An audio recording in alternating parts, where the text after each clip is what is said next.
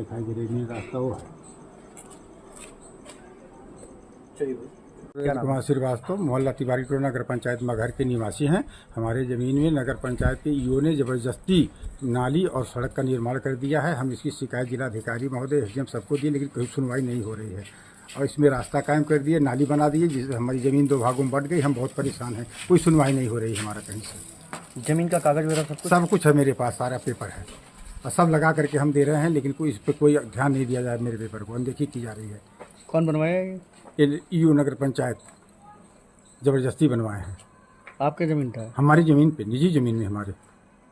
तो आपने रोका नहीं? हम बहुत प्रयास किए रोकने के लिए, लेकिन वो जो है ज़बरदस्ती मनमानी गुंडई तरीके से किए हैं। आरोप है कि उनकी ज़मीन पे आप लोगों ने जबरन नाली रोड जबरन पार्टी और नाली और रोड कैसे बनेंगे, उन्होंने शिकायत किया था। तो वहाँ पे आके तहसीलदार साहब भी आके देखे थे। और पिछली बार वहाँ पहले से रोड थी, बस उसी रोड पर जो नाली और रोड का जीर्णोद्धार हुआ। ना रोड का चौड़ाई बढ़ी है, ना रोड की लंबाई बढ़ी है, जिससे किसी के क्षेत्र में अतिक्रमण हो। जो पूर्ववत रोड थी उसी पे ही काम हुआ। सर, उसका आरोप कि बिना टेंडर के वहाँ पे नाली और 15वें विधि से उसके जिलाधिकारी महोदय की अध्यक्षता में कमेटी गठित होती है, उससे स्वीकृति उपरांत ही काम किया गया है।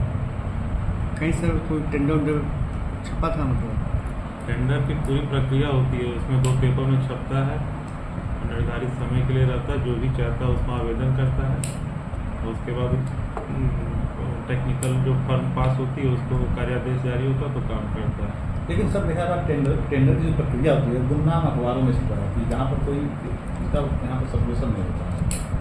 जब नहीं, ऐसा नहीं है। उसमें टेंडर दोनों एक लोकल अखबार और एक राष्ट्रीय अखबार में ही छपता है।